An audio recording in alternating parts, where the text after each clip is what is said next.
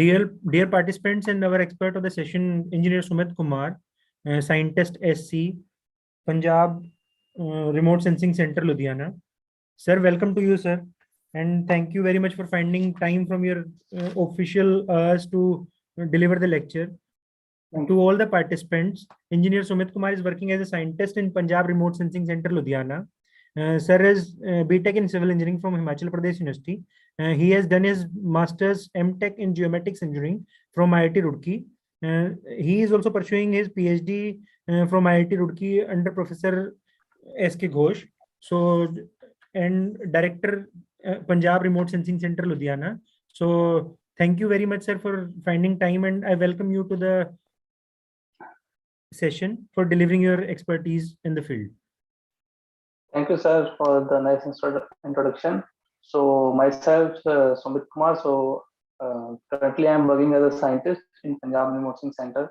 So in today's lecture, the topic was application of remote sensing data for the fire risk detection and analysis. As I think you know about what is remote sensing, what are different platforms are available, what are their resolutions, and what are the different applications of remote sensing data in the real life problems. So one of the major application of this remote sensing data is a fire risk, fire detection, and fire analysis. So as we all know that in the today's scenario in which climate change is affecting our lives, so one of the major indicator is a increase of carbon dioxide in the atmosphere. So there is a different and various sources from where the carbon is released, and one of the major source is the fire. And there are different kinds of fire, like there may be a natural fire, there may be a anthropogenically induced fire.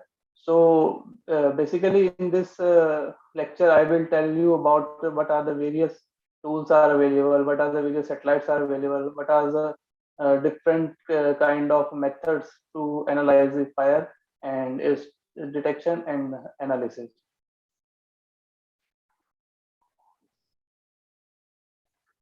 So as we know that the vegetation fire is a worldwide phenomenon, and consequences for the biosphere, atmosphere, climate change, and human health. It is estimated that the annual carbon emission on the Earth is estimated at 2.5 pg per year, and emission from the vegetation fire is a major source of atmospheric pollution. And enormous amount of trace gases and aerosols are injected into the atmospheric, affecting regional to the global climate. So going to my next slide. So here you can see that how different kind of spheres are there, like lithosphere, biosphere, atmosphere, and hydrosphere, and how fire is affecting all these spheres. Like in lithospheres, the fire is affecting the soil composition, erosion, landslide. Like when there is a fire in particular area or a forest, and what happened, the upper vegetation is removed by the fire, and that soil become more prone to the erosion and then further to the landslides. So this is a major effect of fire and smoke on the lithosphere. The second one is biosphere, in which life is there. So basically fire affects the health, loss of life, loss of property, and also the economic impacts of the fire and smoke. The third one is atmosphere. So for atmosphere, it is the major contribution. Fire is air quality and greenhouse gases. So as we know that due to the agriculture fire or vegetation, forest fire, or any other kind of fire, there is a huge carbon emission is emitted in the atmosphere in the form of carbon dioxide, methane, and nitrogen, and sulfur, and other trace gases. So it's badly affect the air quality and increase the greenhouse gases in the atmosphere. Then the last one is the hydrosphere. So basically, the effect of fire on the hydrosphere or water is the droughts, water quality, and flooding. So from where droughts comes? Basically, when there is a fire in a region, it is induced by a drought. If any region is facing drought, so the biomass will be more dry and it will have more impact on the fire, means the intensity of fire is increased. Then the water quality, if there is a fire on any area, so what happen, the due to the fire, the top soil means is burned. Then the due to the raining or flooding, the nutrients flow with the water, which is holded by the vegetation. And when vegetation is burned, so all the nutrients and all the sodium, magnesium, and essential uh, uh, elements are gone with the water, and it also affect the water quality in the lakes and reservoirs. Then to the third slide, which is a type of fire. So basically, we classify the fire in two forms, like natural, and second is artificial or human induced. In natural fires like wildfire or peat fire, and the human induced fire is an agriculture fire.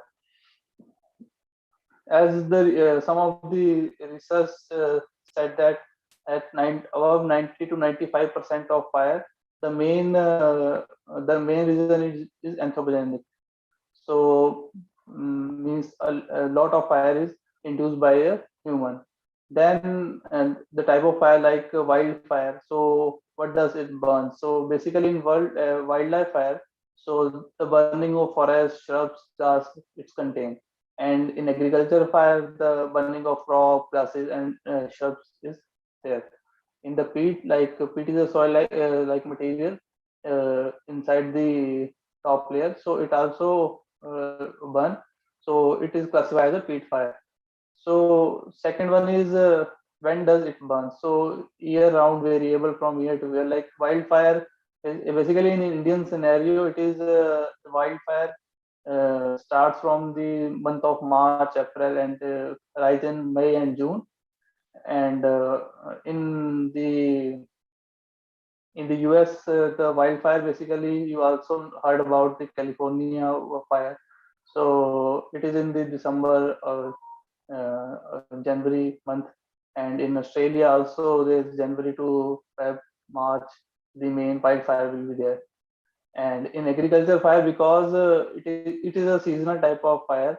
Basically, when the farmers want to clear their crops, so they burn their waste or residue. So it is a seasonal, like in India, there are two major seasons of agriculture fire. The first season is after the harvesting of wheat, so it is on April or May month.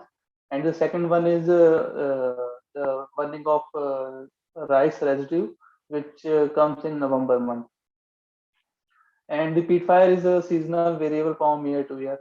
So the third classification is why did it burn. So basically wildfire, it is human induced or accidental fire, or maybe of natural or lightning. And agriculture fire, so it is a human burning prior to after growing season to clear the field crops. And the peat fire is a human cleaning land for crops, animal, and grazing. So for that, the peat fire will be there. And the intensity, like the because wildfire contain uh, more intensity, so the intensity is higher in the wildfire, and very lower intensity in the agriculture, and very low intensity in the peatland fire.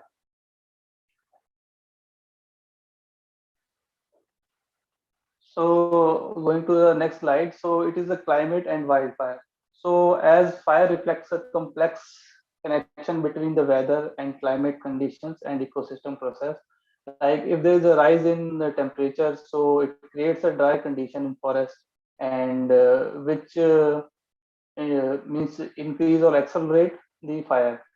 So there's a numerous studies that have indicated that fire frequency, spatial extent, and duration show a close association with climate variability. Like if the precipitation is low in any area, so it affects the fire frequency and spatial extent also. Like if there is a humid area, then it will be more less prone to the fires. If areas are dry, then it will be more prone to the fire.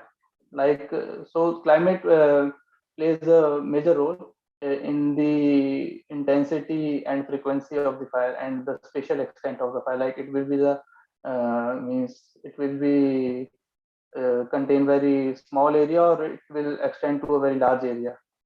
So like California fires are basically become more intense because of the climate induced variables. And the third one is the climate change along with the variability is also considered responsible for the increasing fire activity worldwide. And the increasing temperatures, because of increasing temperatures, the biomass is getting dry and it influences the fire activity. So this is the next slide. So climate variability and change and fire weather.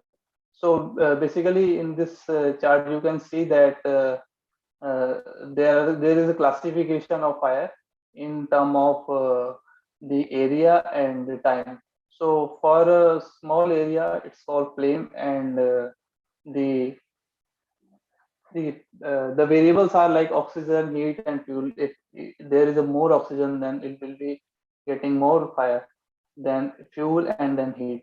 Then goes to the next one, which is a fire. So it's depend upon what is the weather, what is the amount, what is the type of fuel, and what is the topography of the area. So it's these are the major variables for a wildfire. And it's means the spatial extent will be in the kilometer square area. And going to the third classification, which is the fire regime. And basically fire regime, the major variables are like climate, what is the vegetation, what is the ignition.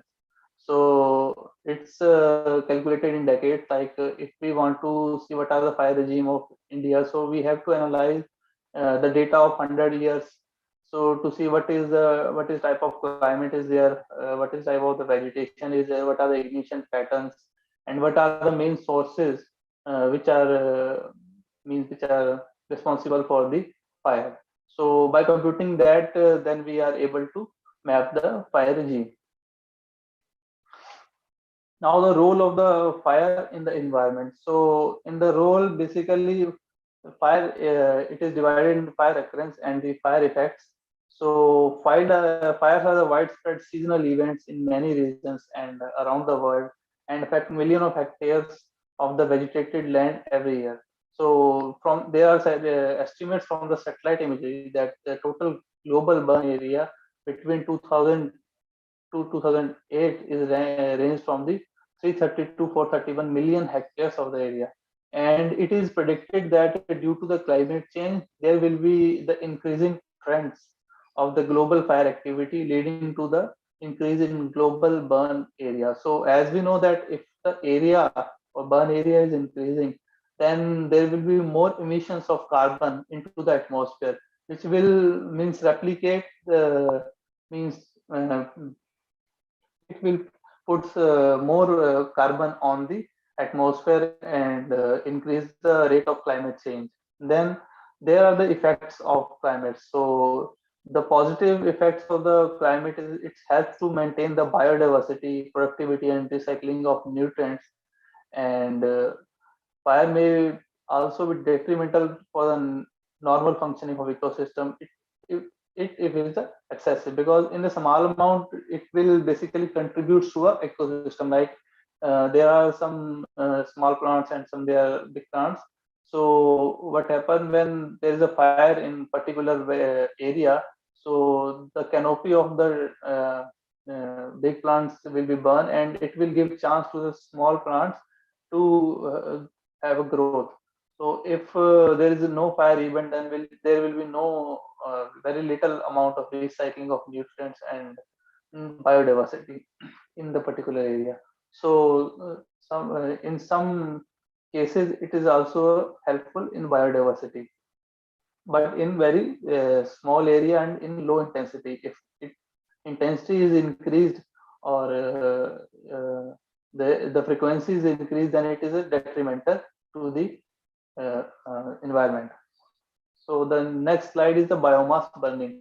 So biomass burning effects can be observed to the local to the global scale. Now we can see there's a huge debate about the biomass burning. So because its impact the soil chemistry, surface runoff, land surface heat, and energy balance and air quality. Negative ecological effects may be result from biomass burning in non-fire adapted vegetation as consequences of altered fire regimes. If biomass burning is increased, so it's also changed the fire regime of a particular area. So in the map, you can see that what is the amount of biomass burning. So you can see there's a high amount of biomass burning in the African states and in the South American. Basically, it's cover the Amazon forest. So you can see that this area is more affected by the biomass burning. And these are the areas. Or in India, you can see the amount is low because basically in India the higher the main variable is agriculture burning, because we can see there are very means less than 30% of area is forest, and on that the major burning is happening in the northeast side and on the north side in the the plateau, Deccan Plateau, and the in the center forest in the Maharashtra, they are less prone to the fire because of low biomass and very less density of forest. So where density is high and the areas are dry, there possibility or probability of fires are more. The, the next is a fire and carbon cycling, because fire is also relates with the carbon cycles. So here we can see in the image the carbon cycle, like from the decaying it emits the carbon, respiration also emits the carbon, burning of fossil fuels also emit the carbon, and one of the major reason is the burning. So forest fire basically is a major source of CO2 emissions and agriculture residue burning comes in the second and contributes nearly 25% of total biomass burns. The next slide shows the fire risk mapping. So for mapping of fire, so there are a few variables like fuel type, fire risk, and fire regime and fire model. So basically, fuel is a physical characters of live and dead biomass that contributes to the spread, intensity, and severity of wildland fire. So basically, it is a weight per unit area, and the second one is a fuel type. So it is a identifiable association of fuel element. So and size, arrangement, and continuity. So what is a fuel type means it is wood, or what is the type, and then is a fire risk. So this is the probability that a fire might start in certain area. Risk is determined by the compiling relevant factors that influence fire ignition and behavior. Like if there is a dry biomass, then the risk of the fire is more, and if the biomass is green or wet, so there is a less probability of a fire risk. Then the next important thing is a fire regime. So it is a temporal variability in the physical characteristics and subsequent effect of wildland fire. So basically, a fire regime is usually defined in terms of fire frequency, severity, size, pattern. And the fire regime is a general description of the role of fire in a specific area and ecosystem.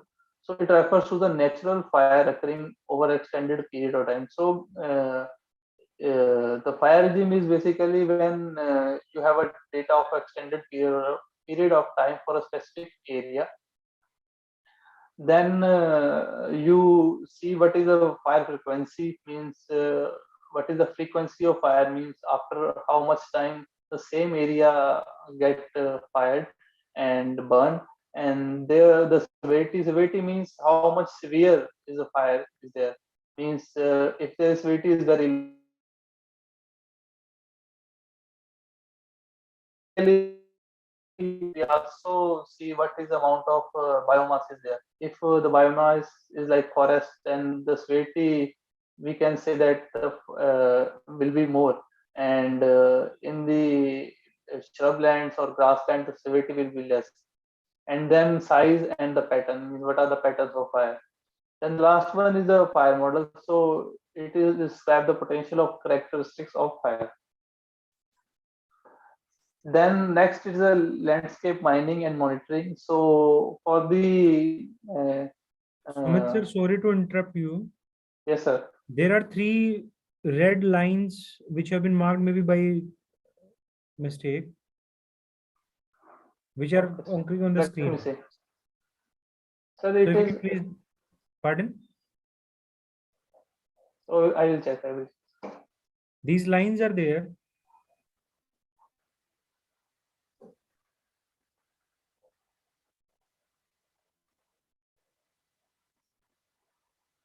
It might be because of some of like tools might have been activated by mistake, Okay. and these 3 Okay. lines occurred.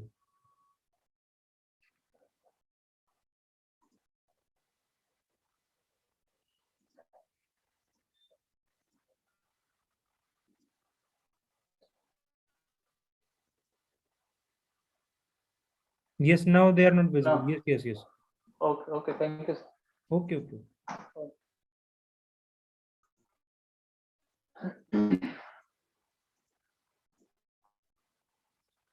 So now for mapping and monitoring of the fire, so there are some landscape variables. Uh, So the first is the vegetation moisture content, then vegetation structure, then topography, then vegetation type and extent, then vegetation stage and health. So first is a vegetation moisture content. So for it is very important to see what is the moisture in the soil or on in the vegetation. So it basically comes with the radar measurements or moisture indices. So we have a satellite data, remote sensing data, in which we have a SWR band, SWIR band. So using the SWIR band and the NIR band, we can compute that what is the amount of moisture on the in the vegetation or in the biomass. And the radar also has been used to calculate the moisture content. Then second will be the vegetation structure. So what is the structure of vegetation? So it's come with the density and the height. So in this we compute what is the density of the forest. It is a high density forest, medium density forest, or lower density forest. And what is the height? Means it is a 10 meter, 20 meter, 30 meter height of trees or forest. Then the next is a topography, in which it's contain elevation, slope, aspect, and features. And the next is a vegetation type and extent. So it's contained what is a land cover classification, like what is a which type of forest is there, and means where is the shrubland, where are the means which are the shrublands, which is the grassland, what are the which are area which is forest. So it is also important indicator for mapping and monitoring of fire. Then the next is a fractional cover, means what is the amount of cover is there. Then the last one is the vegetation stage and health, means if the vegetation is in census or means it is dry, so it will be more means prone to the fire. And the next is the vegetation health indices. If the vegetation is healthy, so it will be green and it will be moist, so that will be less means the fire will be not that much intense for the healthy vegetation as compared to the weak or dry vegetation. So I will take one by one these variables. So the first one is the land cover classification and the fractional cover. So basically in the land cover classification, as you know, it is a grouping of spectrally similar pixels in remote sensing imagery. And based on the land cover classes, there are the forests, there are the shrublands, there are the agriculture areas. So here you can see this is a land cover classification layer of Sub-Saharan Africa. So you can see that there are different type of classes that have been created, and there's a tree cover, broadleaf, evergreen, deciduous, or the trees have 50% cover, the shrubland, evergreen shrubland, deciduous shrubland, tree land. So what is the bare land are there? What are the urban areas, and which areas comes in the water bodies, and bare areas or grasslands? So this kind of classification we need to analyze that which areas are will be more affected by the fire and which area will be less affected by the fire, because the vegetation basically tells what will be the fuel behavior. Like in the grasslands or shrubland, there will be less fuel available for the fire, and in the forest, because it contains more biomass and to sustain the burning, but the shrubland and vegetation often ignite easier. And basically, this classification of landscape differentiate between the fuel type and its spatial extent. Then the next is the fractional cover. So estimation of the portion of the area that is covered by each member of predefined set of vegetation or land cover types. So basically, it calculated from the land cover classification, and it is useful for the classification to see that what is will be the fuel type. The next one is the vegetation moisture. So low moisture vegetation is more likely to ignite and contribute to the spread of fire. And dry vegetation can be influence the moisture content of the surrounding environment.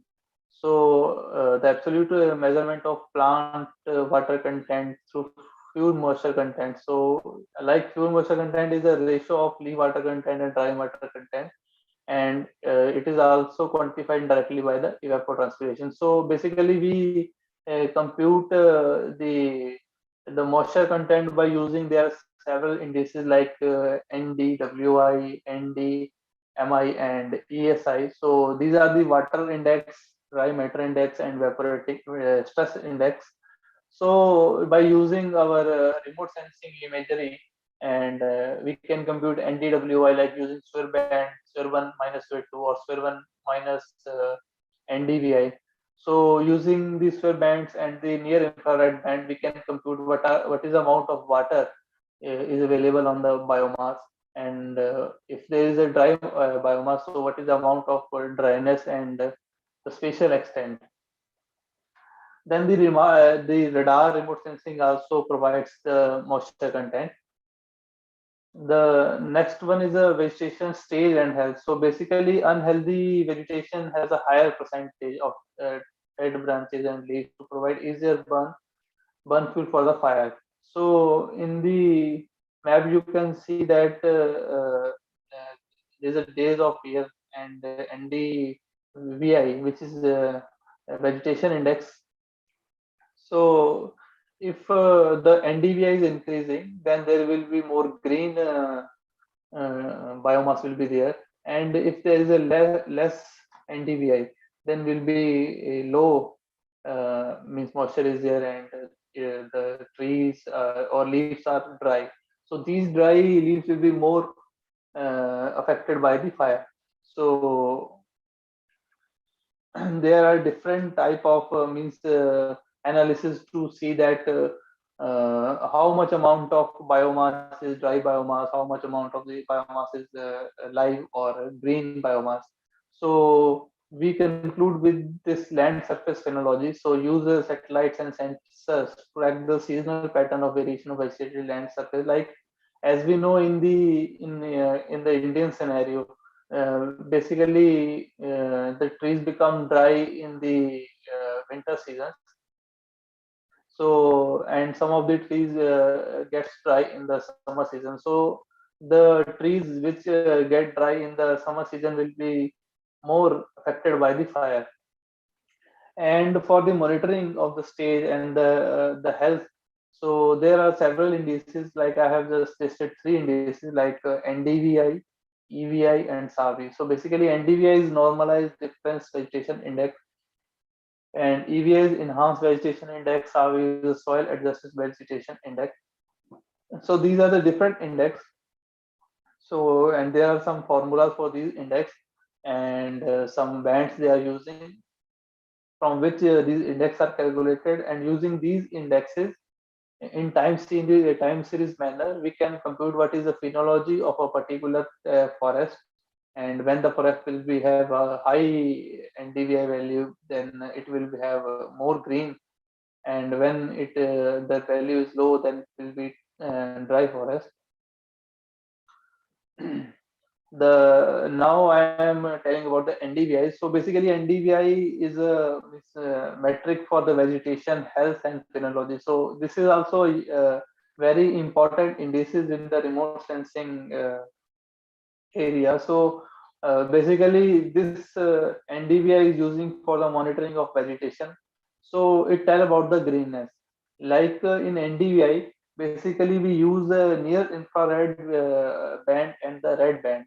So basically, the red band, as you know, it is up to the 600 to 700 nanometer, and above that the region is NIR. So what happened in the red region, the trees or vegetations have a more absorption of the sunlight or energy, and it sent back very less amount of means energy, like only 10%. If it's contain 100 units of energy from the sun, then it only sent back 10 units of the energy in the red region. In the NIR region, because the energy is very high, so basically trees reflect back the energy up to the 70%. Means if it gain the 100 unit, then it will reflect back the 70% of the energy to the space.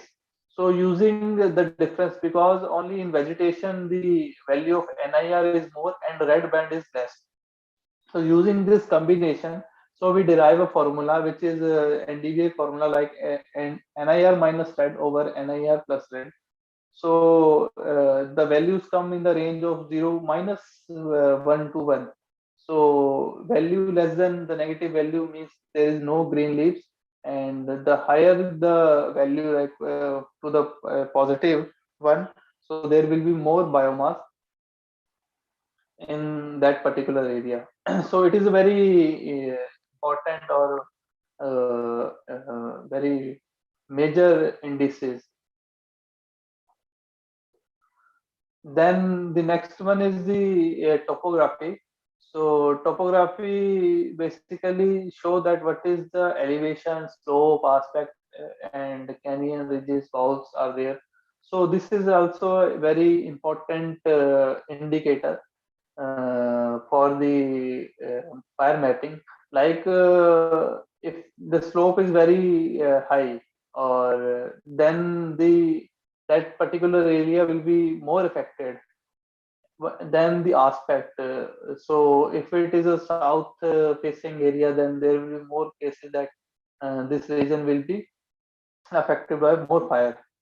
Like this, the next slide, and this is a satellites and sensor for the vegetation based fire application. So here I have listed some of these sensors and their vegetation based fire application and their data products. So like Landsat is there, Sentinel is there, Modis is there, GIS is there, SNAP is there, EcoStress, SRTM, Sentinel, Los Pulsar. So these all sensor gives us a different kind of information. So some of are observing in the visible range, some are observing in the microwave range, and some are in the near infrared or thermal range. Like Landsat and Sentinel, these are basically used for the land class. Means land class is for land classification, land cover, land use. and they are also using for vegetation indices like NDVI, SAVI, and moisture like NDMI and NDWI. So Modi's it is also used for the land class and vegetation indices. The data products are like imagery, NDVI, EVI. Then WIS is also used for the vegetation indices. So the difference between the Modi's, WIS, and Landsat Sentinels, because some like in Landsat you will get the data in near infrared, short wave infrared, thermal infrared, and optical vision also. But in Sentinel 2, the resolution is more like it's contained the 10-meter resolution, and the revisit time is 5 days, but it doesn't contain the thermal band, and which is present in the Landsat. But now for the Landsat, as we know that Landsat 8 and 9 is operational. So now we have a revisit time of 7 days for the Landsat program also. Previously it was only after 15 days you will get the data of Landsat, but now with the operationalization of the Landsat 9, so now we have a data of after 8-day revisit or 7-day revisit, like in Sentinel it is 5 days. And the modis and widths basically they give the data daily data because they have a means wide swath of 2400 kilometers. Like in Landsat it is only 185 kilometer of swath, and for Sentinel 2 it is of 290 kilometer of swath, but modis and widths are giving very wide swath of 2400 kilometers. Then this map, this is a product. This satellites is a soil moisture active passive. So basically, this is used for soil moisture. Then the next is the eco-stress sensor. Basically, it is board on the ISS International Space Station. So it gives a thermal data and they give us the moisture and evaporative stresses. Then next is the Allos Pulsar, SRTM, and the Sentinel-1. So basically, they all are used for the digital elevation model or synthetic aperture radar to know the topography and to know the moisture content of particular area. Now I am going to the remote sensing part. So the basic concepts of burn area mapping. So basically, there are three basic concepts. So first is a spectral characterization of fire response. Second one is a remote sensing data for mapping burn areas. Then the spatial resolution of the satellite. I will go one by one. So first is a spectral characterization of the fire response. So the spectral separability between burn or unburn area is the strongest in the NIR and SWR region of the reflectance spectrum. So when we do the classification or we want to analyze a burn area, so we use the NIR and SWR band because in the optical band, the separability between the burn and unburn area is very low, but there is a very high separability in the near infrared and shortwave infrared to separate the burn or unburn area. Then the fire-induced spectral changes and the spectral signature of burnt areas.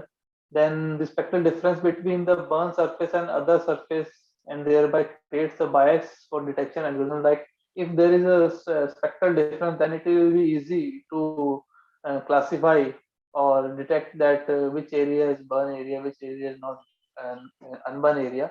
So this graph we can see that it is showing basically three types. The first one is sensed vegetation, then green vegetation, then char, which is the burn area. So here we can see that the spectral response is increased.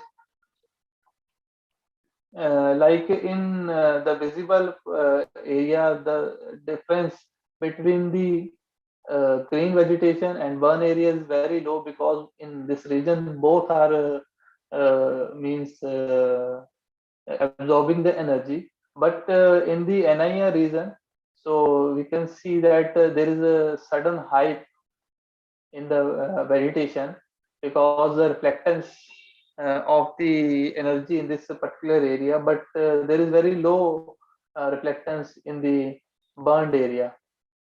And then again you can see that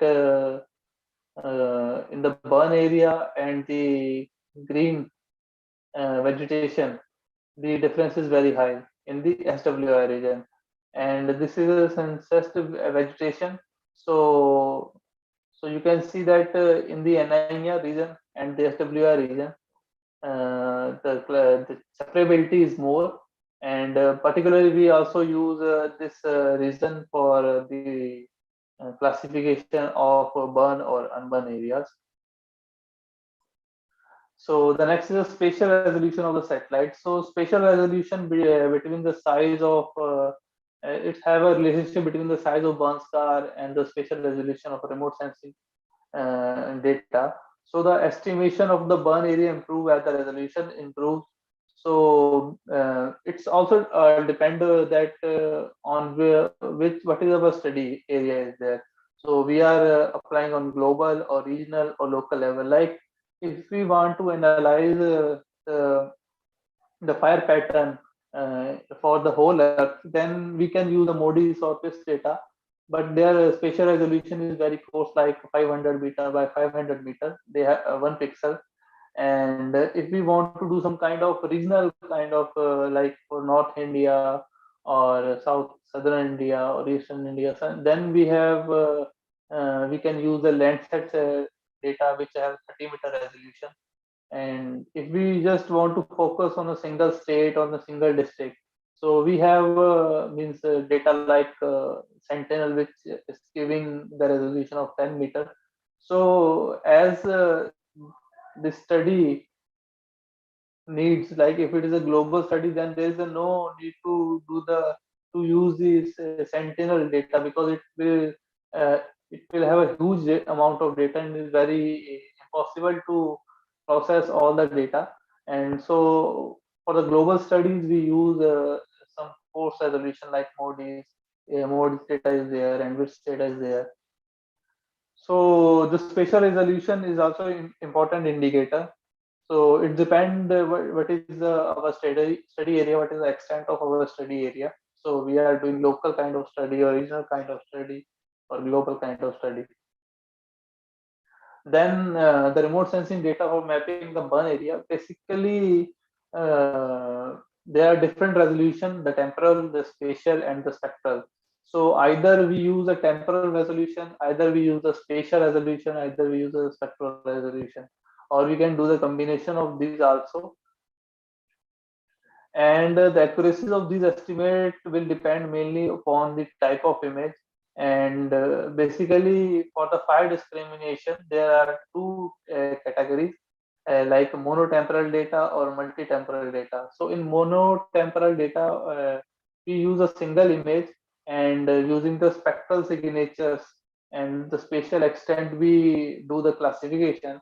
In the multi-temporal area we take means two data sets, the post and pre data, means after before data of any kind of event. Because like if we have a wildfire on some area, so we will take the data means the previous data, and after the wildfire, and then we use some indices and find out what is which area is affected by the wildfire. Then there's another term called active fire detection. So there are two types of fires detection, like passive fire detection and active fire detection. In passive fire, we use particularly indices like NBR is there and DVI is there. In the active fire detections, the NASA have developed the algorithm they are providing. The active fire locations means the areas where the fire is active. So active fire detection or hotspot detection is based on the detection of the TIR radiation emitted by the fire. Effective way to determine the seasonality, timing, interannual variation of fire.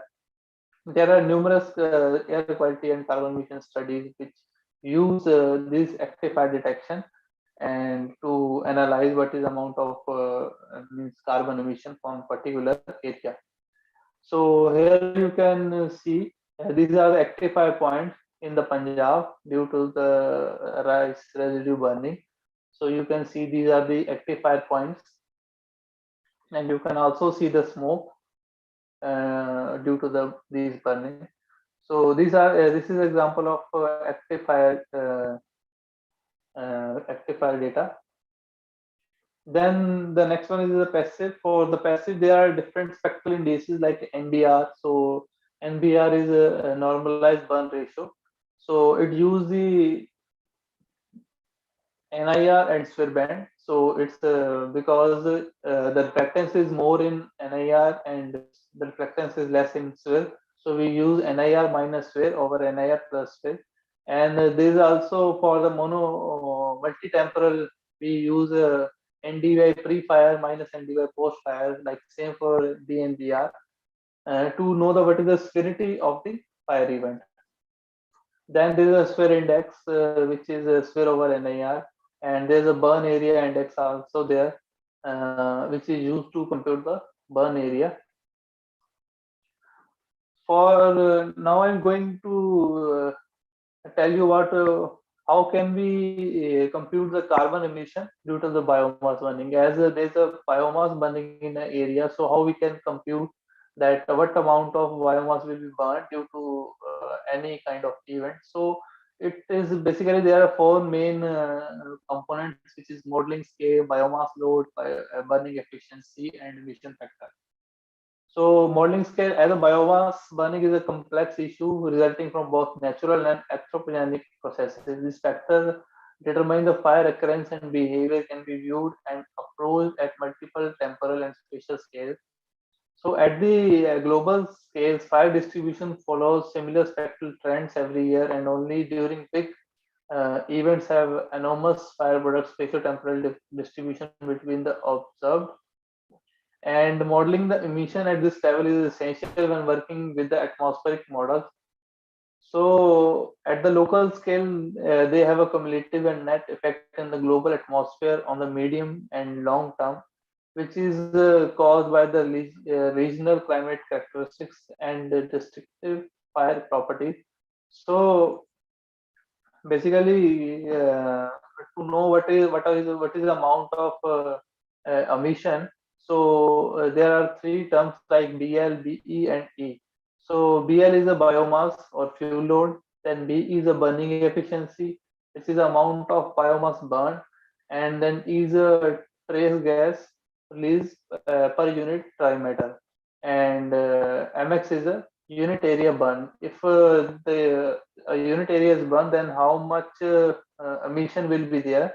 So first is a biomass load. So first is the estimation that how much biomass load will be there. So the biomass load will be computed by using the land use land cover classification, in which we know that which area is a forested area, which is a shrubland area, which is a grassland area, and in forest also it is a low density forest, medium density forest, or low density forest. If density is high, then biomass will be high. And also we use the NDVI and NDVI to know the biomass load. So we know the tree cover, the fractional cover, the height and canopy cover.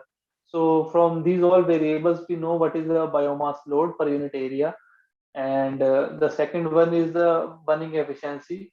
So basically it is a direct function to total fine fuel flow like dead and live, and its moisture status. Like if the moisture will be more, then burning efficiency will be low, and if the vegetation is dry, then the efficiency of burning will be more. Means dry vegetation will be more affected by the fire.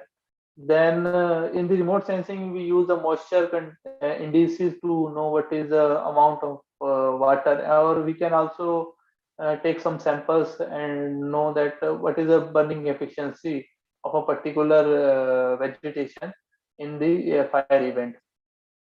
Then the last one is emission factor. So it is defined as the amount of certain trace gas species released per amount of fuel consumed. So there are very numerous studies in which they tell about the different vegetation and the different emission factors, like this amount of this vegetation will be burned, so how much amount of carbon is released, how much amount of methane is released, how much amount of sulfur, nitrogen, all these gases will be released. So from there we took the emission factor, and we compute what amount of carbon will be released by this. Now I am moving to the tools for the fire monitoring. So there are some tools, online tools are there available there, in which we can use for monitor the fire. So first one is a land fire fuels, fire regime, and topographic products. So there is a site. So I have given the link, so you can go there. They are providing what is the few models, canopy cover, height, intensity in a particular area, and basically this land cover they have only for the US they are giving. They also give the fire regime, means in fire regime they give what are the groups, what are the return intervals, vegetation conditions, and they are also providing the topography, elevation, slope, and aspect of a particular area in which you can, if you want to do some kind of analysis. So basically, only provide for USA. In for India, there is a portal called Bhuvan. So in Bhuvan, they are also providing the fire regime, but they are providing only for 1 to 3 years, and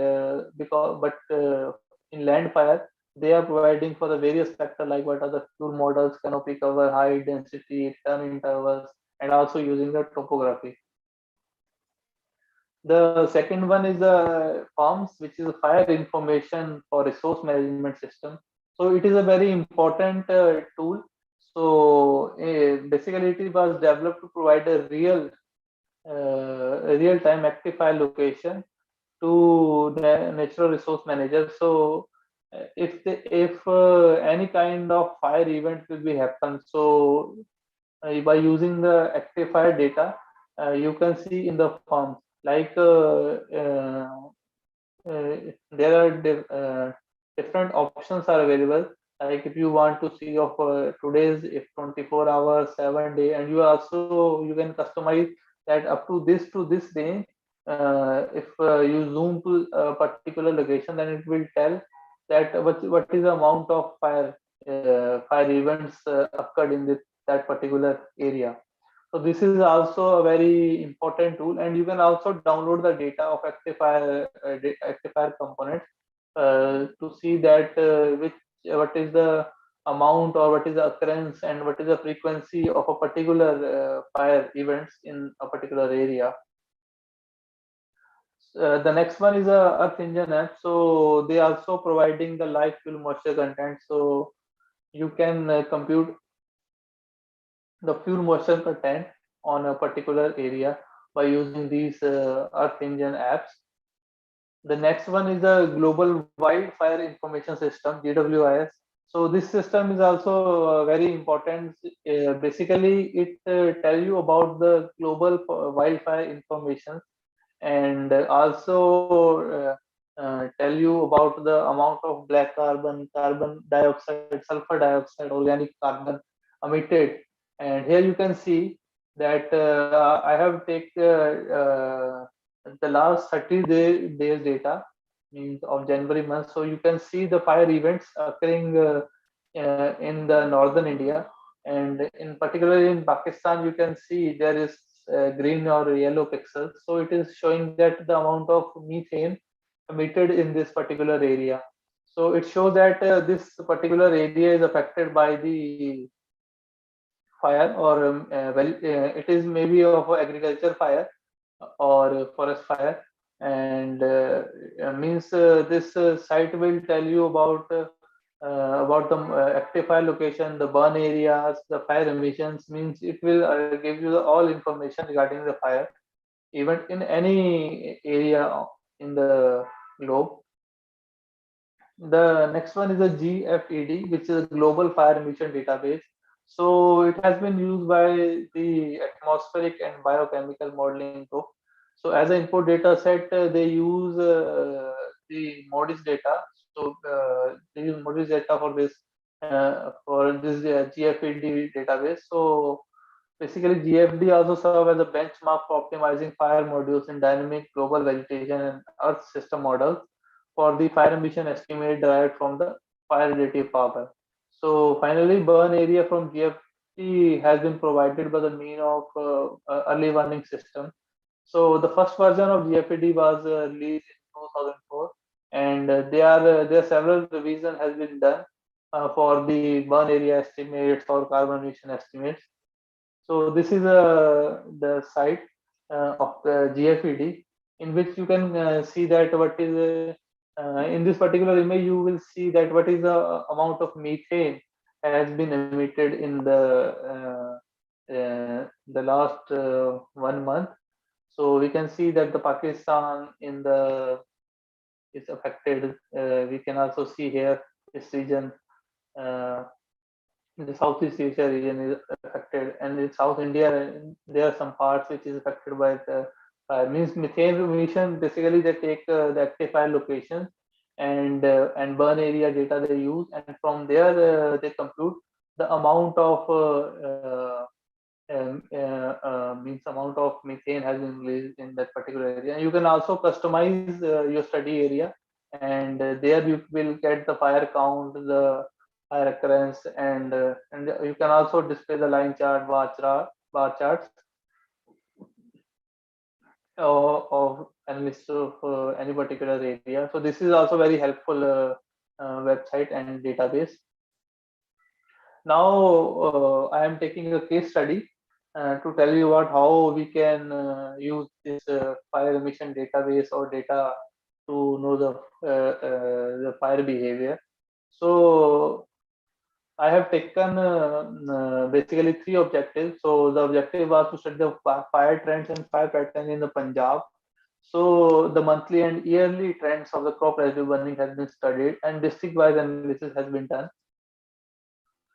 So as you know that the Punjab is located in the northern part of India. It's have a total geographical area of 15,000 square kilometers and lies between 74 to 77 east and 29 to 32 north. So it is contain fertile alluvium soil deposits, and the average elevation is 3 meters from mean sea level, and it's under the semi-arid region, and the maximum temperature is from May to June, and the lowest temperature in the winters in December to January. So for this study, the Modi's active standard active fire data has been used from 2003 to 2018. So this is our study area.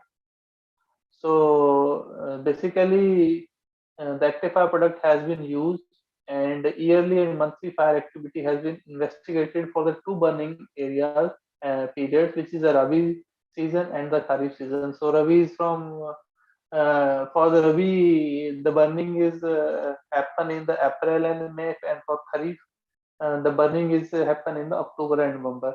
And I have also taken for the means for detailed analysis at 6 time periods to see what is the amount of shifting has been taken in the particular area. So the first is the temporal trend. So we can see that this is the temporal span. The first is the annual, and the second one is Kharif, and in yellow one you can see this is Rabi crop. So like in the this bar chart, you can see that most of the fire has been taken in the Kharif season, and very less amount of burning is happen in the Rabi. This is a monthly trend. So you can see in the May month and in the October-November month, and the highest burning is high burning activity has been observed, and we can also see by year-wise analyzing that there is a decrease in the rice residue burning in the October month and increase in the November month. So in the Rabi, so in basically in mid-October to November, the harvesting has been carried. So residue burning mainly carried in the harvesting of the crop was the last week of April and May for the Kharif, and this is the I have taken the data of April and May, which are the main fire seasons, and October and November, and it is observed that the trend of burning has been decreased in the October month, and the trend of burning has been increased in the November month. So and the maximum burning has been means observed in the October month is from 2003 to 2008, and the maximum burning has been observed in November month from 2011 to the present. So then I have taken the time frame. So you can see this bar chart shows that what is the amount of burning in these 6 time frames, like from October 1 to October 10, then 11 to 20 October, 21 to 31st October, November 1st to November 10, then November 11 to November 12. So we can see that the trend is decreasing. Like in the first in the October month, the highest burning is means occurring, but now in the present scenario, the highest burning is taken in the October 21st to the November 10th. Previously, the highest burning was from October 1st to October 20th. So there is a shifting has been seen or observed in this particular data. Then the district-wise average activity of fire count was also observed, and it is observed that the Sangrur, Ludhiana, and Firozpur district of the Punjab has the highest active fire spots, and in Pathankot and SS Nagar, Mohali, the lowest the fire activity has been detected. And this graph shows the spatio-temporal district-wise analysis that how much burning percentage is there. Like in Ludhiana, Sangrur, the burning is high, and in Hoshiarpur, Gurdaspur, and Amritsar, the burning is low. So basically, one is showing the Kharif, and second one is showing of the Rabi. So for Rabi, basically the Firozpur, Tarantar, and Gurdaspur, and Amritsar are having high wheat residue burning, but for rice residue burning, Sangrur, Ludhiana, Moga have highest. This shows the same thing that in Kharif, which districts have more contribution, and Rabi, which district have more contribution. So basically, what is happening with this, because we can see there is a shifting of biomass burning or crop residue burning, the region is experiencing more accumulation of air pollutants because of decreasing of temperature. So as we know, in the November month, the news came that there is very worst air quality in the IGP, Indo-Gangetic Plain, or in Delhi NCR. So the main reason is due to the shifting of this burning season. That if because it is shifted to the more because of this shifting in the winters, so the air pollutants get accumulated in the lower Earth atmosphere, and there is a rise in the pollutants in the atmosphere, and which decreases the air quality. The second study I have taken, which was a Moody's-based spatio-temporal assessment of agriculture residue burning in Madhya Pradesh. So it was published in Ecological Indicator, and Verma et al. I have taken a research article. So in that article, the objective is to quantify the spatio-temporal patterns of agriculture residue burning and monthly and season patterns. So the Madhya Pradesh was selected. So here you can see the land use land cover map of Madhya Pradesh, and Actify data they have also used for the analysis. And basically they analyze the cropland burning and then do the then cluster analysis to see that which areas are more affected by the fire. So K-mean clustering they have used. So the results was in 2002, only 1268 fire events was there, but it has been increasing for 7915 in 2006. And the spatial density of Modi's fire count was 7.5 fires per 1000 square kilometer, which is increased to 46.9. So that exhibit that there is an increase in the fire. And basically the cropland fire, which is accounted for 48.1% of total fire in the 15 year study area. So these are the results. Here we can see that what are the more major clusters of the fire, and this is a monthly analysis. So in Madhya Pradesh, you can see the high fire activities in April. So because of the wheat residue.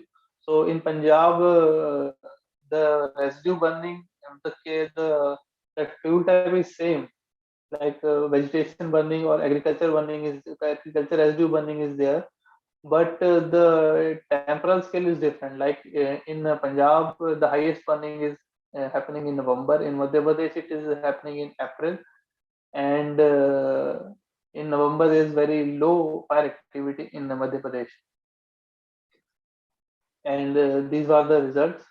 So they said that the annual rate of 64% has been increased, and there's a tenfold increase from of agriculture residue burning from 2002 to 2016, and the high fire count was detected in cropland, which contributes the 54.5 as compared to the other land use land cover. And highest active fire proportions were in the month of April, followed by May, and then March 8.9%. So these are the active fire locations from 2002 to 2016. So thank you.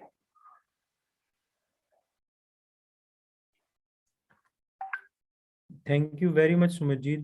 Deepa is having one question. Okay. Deepa ji, if you can switch on your mic, you can ask yourself. Suguji is thanking you for nice presentation. Thank you. Deepa ji, can you switch on your mic?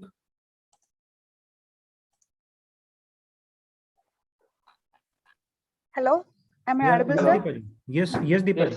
Yes. Okay, sir. How accuracy we can find the data like inflammability index or velocity or the direction of wind at the time of fire in the forest by using the remote sensing? And basically for the remote sensing, you will have the land cover information, the moisture, and all this means what is the canopy cover, what is the fractional cover. But I am not sure with the wind speed accuracy about the wind speeds. So I think because basically for wind speeds they use a radar data to compute the wind speeds. So I'm not that much confident because I have not used the data because Okay. we only use the land cover data and know what is the amount of forest is there, what is the amount of moisture is there. So I will see and tell you about what is the accuracy about wind speeds. Means, but this is also a major variable. So if wind speed is more, then the intensity will also increase. Okay, sir. Okay, got it, sir. Thank you. Okay, thank you.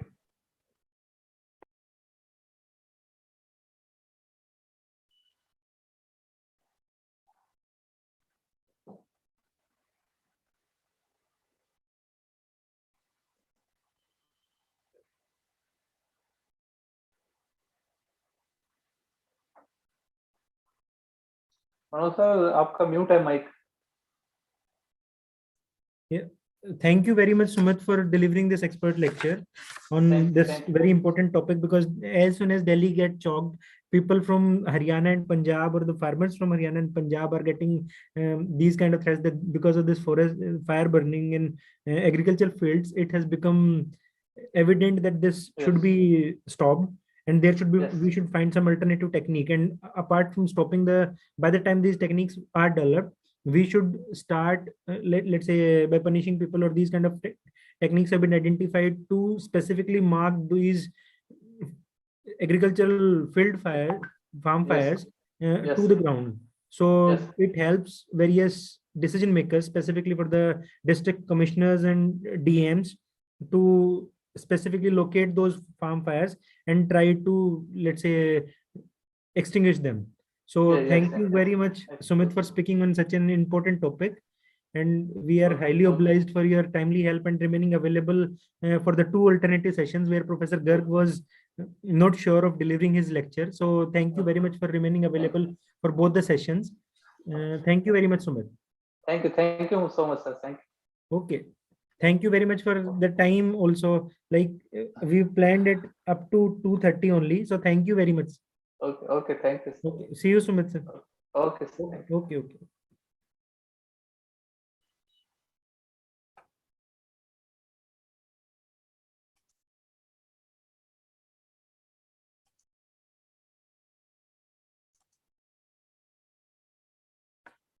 To all the participants, like the discussion is going on regarding the final session.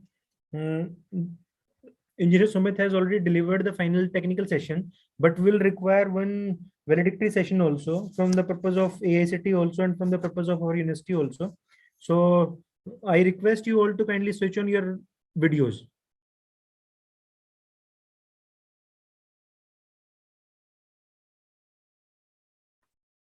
I request you all to kindly switch on your videos, because I have to take photograph of the valedictory session.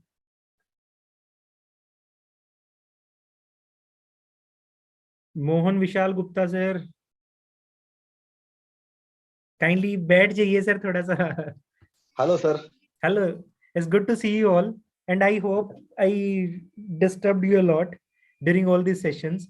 So No, as a, let's say, coordinator, it was my duty also to regularly invoke you to participate, because at the times when these speakers keep on speaking and we don't find participants to respond back, it becomes very difficult. So I'm really sorry if I have spoken anything wrong to any one of you, although I take care of the things that I should remain within the limits. I'm not sure how to change these slides. Sugu ji, Suhashni ji, I'm unable to see your videos. All the participants are requested to kindly switch on your videos. Any feedback that you guys want to put upon, that I should take care in the future FDPs, you all are most welcome. This time there were some difficulties, like one of the speaker expired, one of the speakers relative expired, so I had to keep on changing the speakers also, and up to last moment I couldn't finalize. So Sumit was an alternative to one speaker, Professor RK Professor RD Garg from IIT Roorkee. So because sir was not sure of, Kiran ji, Dr. Kiran. Yes, sir, you have clicked on. I cannot show my video. Ma'am, It is showing host setting. I have allowed participants for all the settings. It is showing you cannot start your video because host has stopped it. Ma'am, others can do it.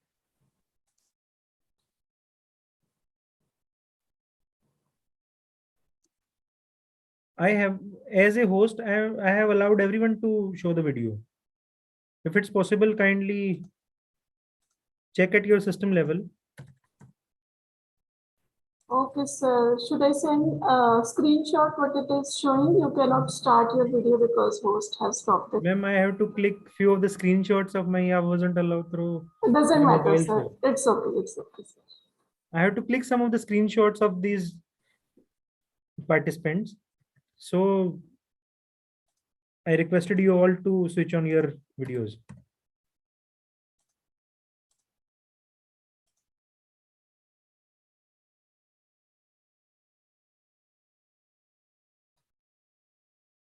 Kindly wait for a few more minutes. I'll click 2-3 more pictures. regarding the test that we are supposed to conduct at 5, there is a view of some of the participants that we should conduct it at 7, because some of the participants might be traveling from their colleges to home or from their offices to home during this period. So if everyone allows, kindly, can we schedule it at, let's say, maybe 7? Okay, sir. Or another thing, Okay, sir. or another thing can be like, we can start the test and let's see if how many people can do it. I'll register the time from the time that you'll open the sheet and from the time that you'll submit it. That I can register.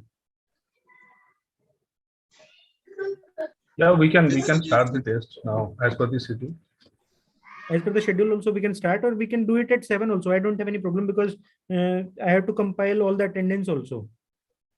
That will also take time. So tomorrow I'll be compiling it, and by the end of, let's say, tomorrow evening or maybe day after tomorrow morning, I'll submit all the attendance and marks to AICT portal, and then after that you can fill the feedback form and can If download possible, your... take on the schedule time. If possible, take on Okay. the schedule time. That's Okay. good. Okay, then we'll take it at schedule time. How many participants are there who cannot do it at 5? Sir, 5 is not possible. I'll see the chat. I'll see the chat if there are 2, 3, 4, 5, 6, 7. There are more than 25 participants who are saying they agree upon 7. Please allow me to join. Oh, more than that. Now, because I have to allow the speakers also, speaker of the valedictory session. So I may not admit you now, the new people. Some of the people have raised hand. Okay, they have raised hand for the saying of 7. What I'll do, I'll keep the test open up to 7:30. Ashish Tamrakar ji, is it okay? Yes, it's okay, sir. If what I'll do, I'll start the test at 5. I'll share the link at 5, and then we'll keep it open up to 7:45. Yeah, That that's will a good resolve, idea. that will resolve the problem of both. Good, sir. That's Right, good. right. So it can accept responses till 7:30. Till or 7:45. Till 7:45. Yes. Yes, sir. It's I hope that will resolve Thank you. the issues of both the people who are traveling and who doesn't want to skip it from time. Right, right.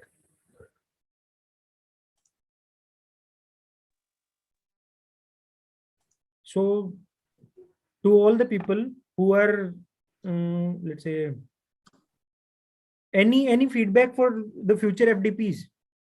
Shashi Bhushan Maharana ji. Yes, actually, I'm from computer science. Okay. Upon my strong interest, I actually joined. So it could be one motivation for me to explore further, because everything nowadays is cross disciplinary. So we cannot confine in our own domain, right? So that was quite interesting. But what I felt lacking here, I mean, don't take me wrong. Yeah. Please. I was expecting some sort of hands-on, right? So I can actually get some good start off.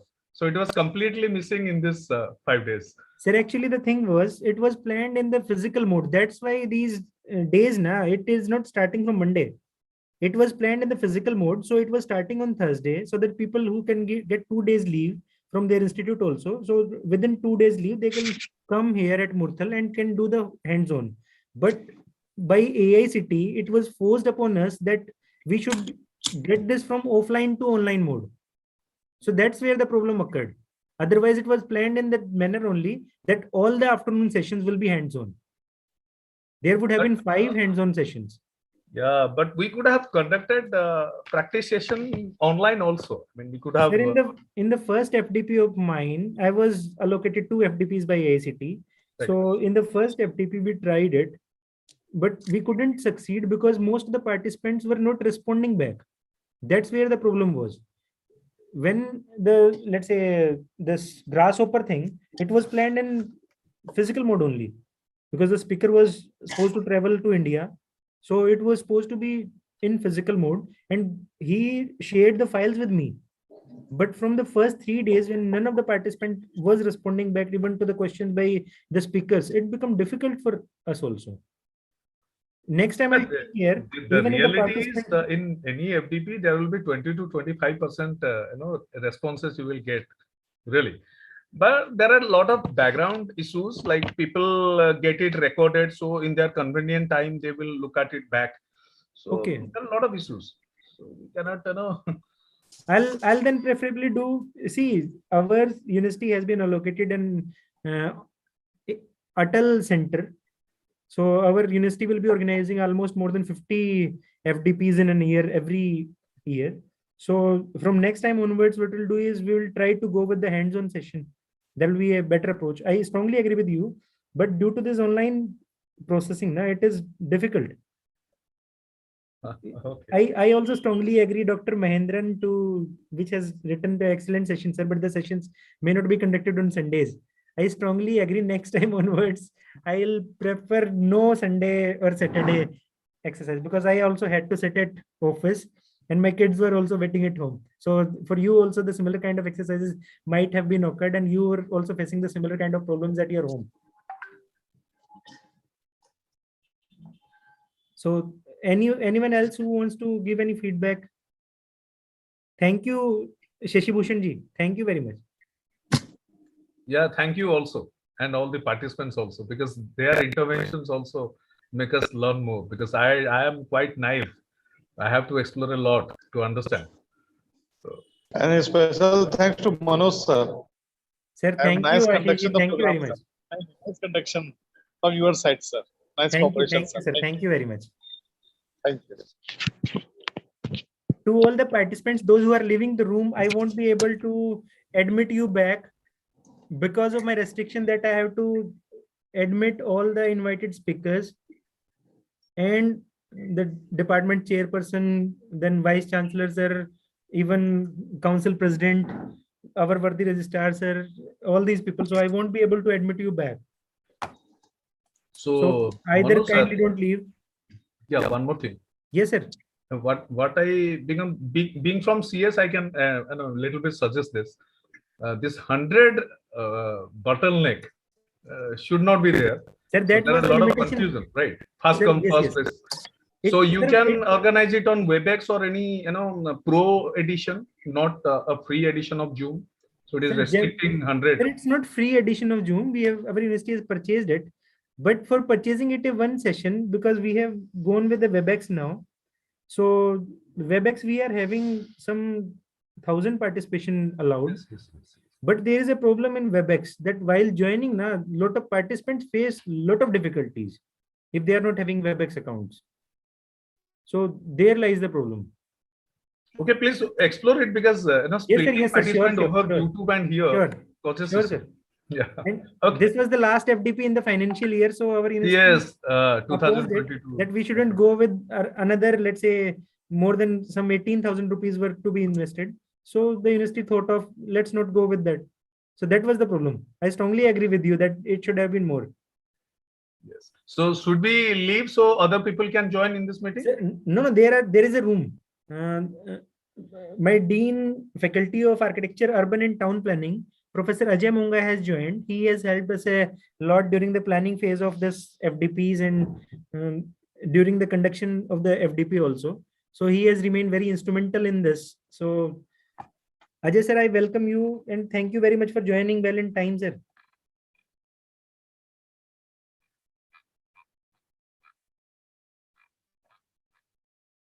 You can switch off your videos if you want. I have clicked you can turn off your videos.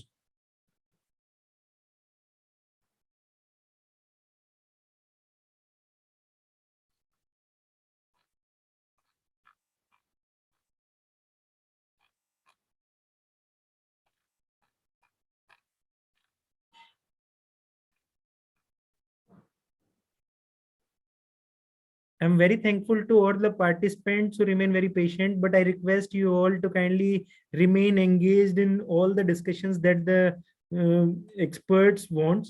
I'll surely share the email IDs of all the speakers so that they can you can always remain in contact with them.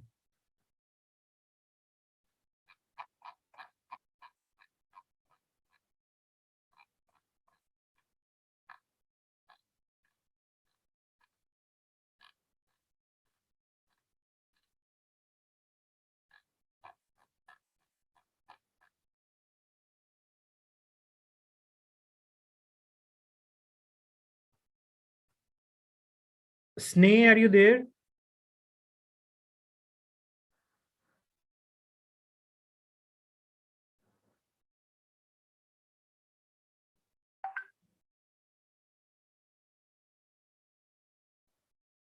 Thank you very much, ma'am. Thank you very much.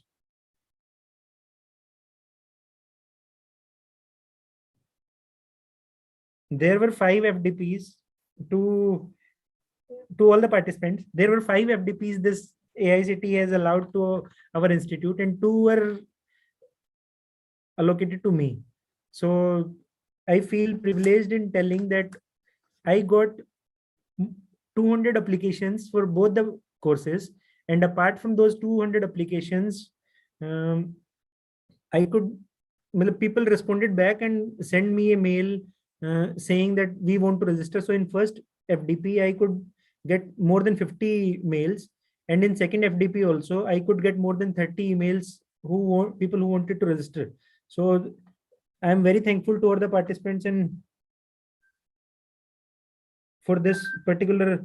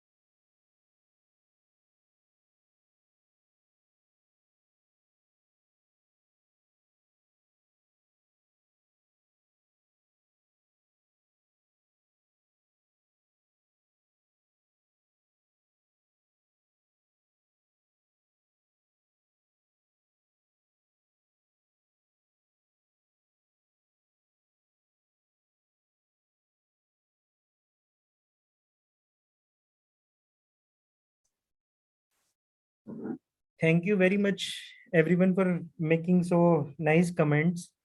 And yes, the test will be very basic and will be very helpful in knowing all the participants from different branches, different domains of or disciplines will be able to attempt it. Those who have listened to the speakers, they'll be very easily able to do it. So I'll share the link at 5 and you can continue up to 7:45 so that all the participants can be accommodated. Those who will be traveling during this period also, they can start attempting at 7. So your time will be registered from time of attending and time of submission.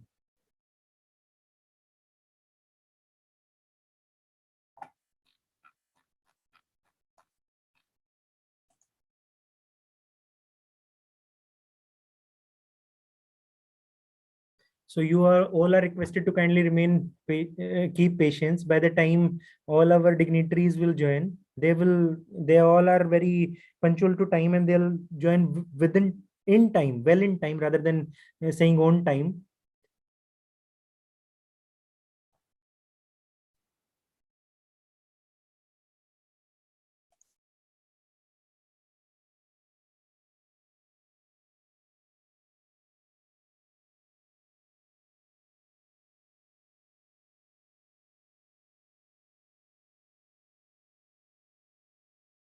Because of the over meeting, if somebody won't be able to join, I'm pasting you the streaming link of YouTube channel. So